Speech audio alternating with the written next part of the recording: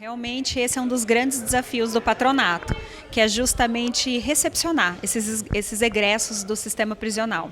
Essa recepção que a gente faz, ela não é apenas aquele que terminou o cumprimento da pena, mas aquele que continua cumprindo, porque o patronato ele também trabalha na fiscalização do cumprimento das penas em meio aberto, em regime aberto.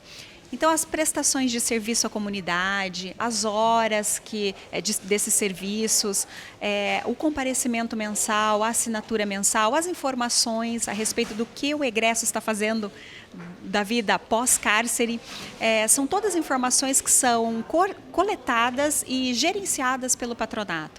Então, o patronato ele atua como um braço, uma longa manos do Poder Judiciário, na medida em que também dá continuidade ao trabalho da fiscalização da pena. Só que agora a pena não é mais o cárcere. A pena em meio aberto, ela é um caminho entre o cárcere e o retorno da vida em sociedade. Porque a gente vive uma contradição no nosso próprio sistema legislativo muito complexa, muito difícil de ser superada. Porque a gente precisa educar uma pessoa para viver em sociedade, retirando a pessoa da sociedade.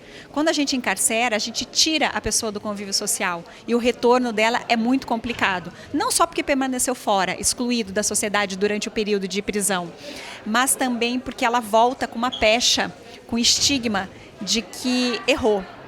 Como se a pena não tivesse por si só o caráter pedagógico, é óbvio que tem. Mas, de outro lado, nós precisamos desenvolver e efetivar algumas políticas públicas para que o Estado, em um sentido amplo, esteja preparado para recepcionar esse egresso, para colocá-lo no mercado de trabalho, promover cursos profissionalizantes, porque senão, inevitavelmente, se nada disso for feito, ele vai voltar à criminalidade, infelizmente. Então, o trabalho do patronato é nesse sentido, no desenvolvimento de projetos e no auxílio a esse egresso ao retorno à sociedade, mas também fiscaliza o cumprimento das penas. Então, o nosso órgão, ele é de certa forma de repressão, na medida em que fiscaliza o cumprimento dessas penas em meio aberto, porque se ele recebeu a pena, ele tem que cumprir. Esse é o primeiro princípio. E, de outro lado, ele tem que se reintegrar na sociedade. E isso a gente tem visto que tem sido bastante difícil. É um dos nossos grandes desafios.